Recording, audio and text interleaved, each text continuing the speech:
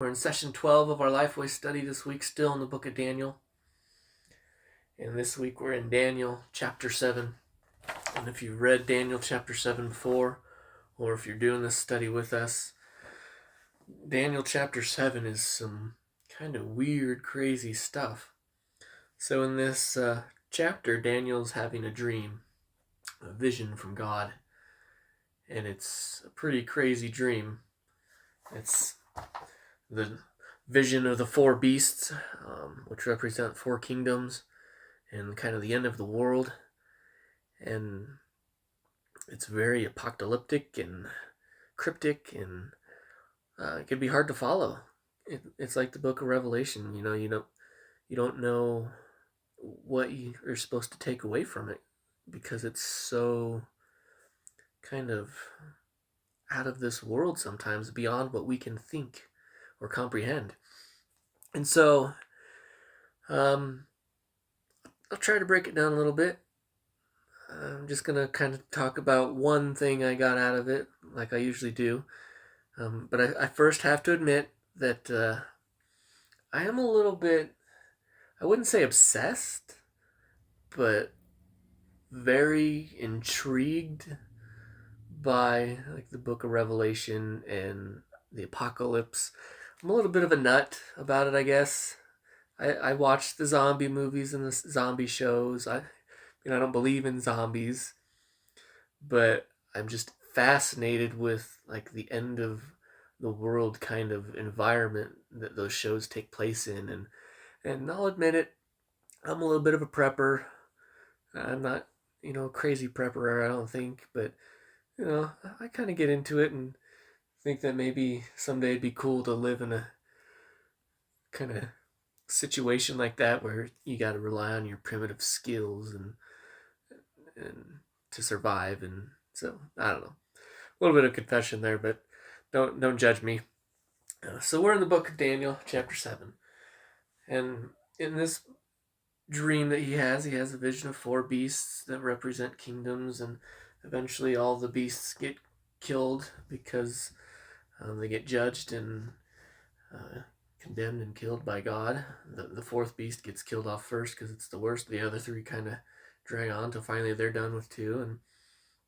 And so that's what really I'm walking away with. It's hard to decipher that stuff, what the beasts represent and all their little wings and body parts and horns, what they mean. It's hard to really pinpoint that, and a lot of people, debate that still, what each one represents and stands for, in each kingdom.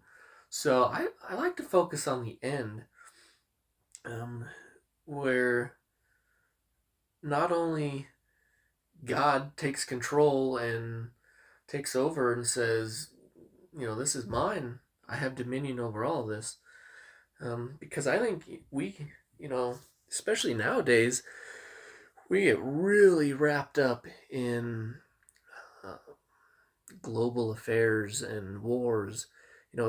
It's on the TV all the time. What Russia's a threat, China's a threat, Iran, Iraq, whatever. There's the Koreas. There's always something that makes us think that we're on the verge of World War III, and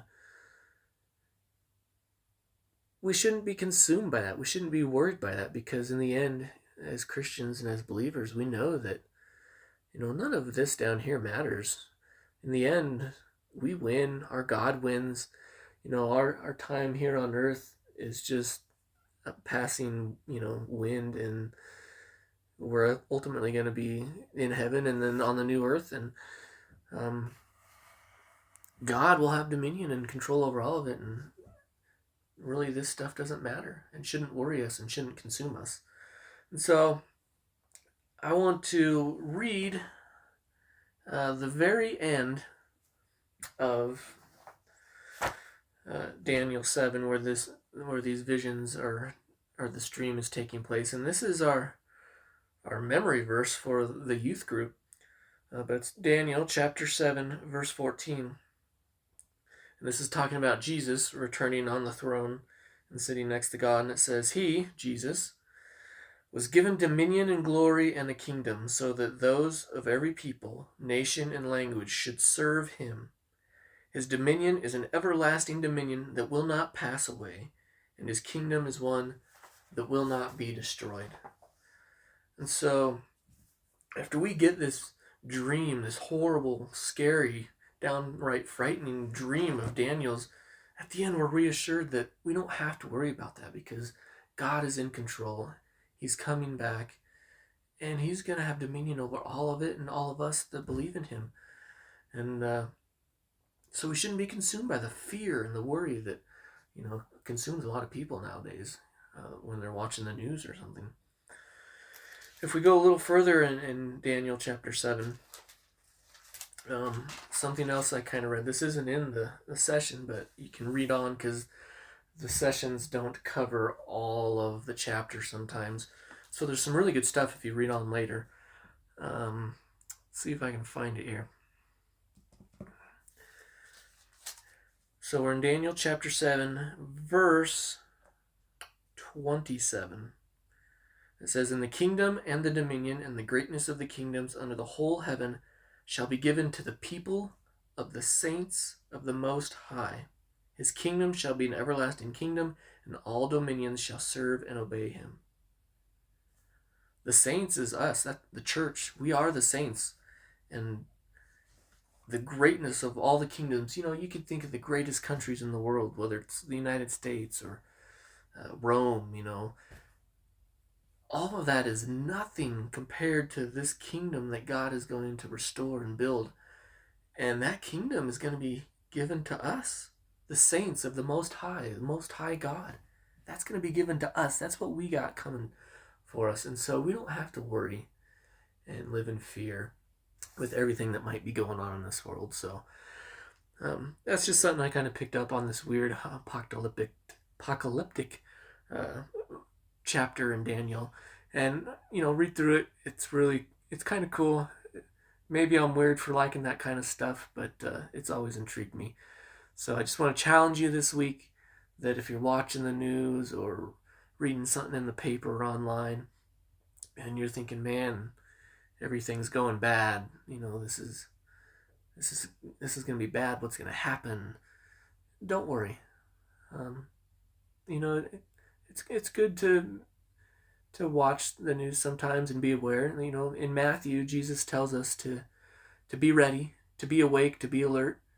And so we should be watching and paying attention, but we shouldn't be consumed by it and worried by it and in fear of it, because we know what's going to happen in the end.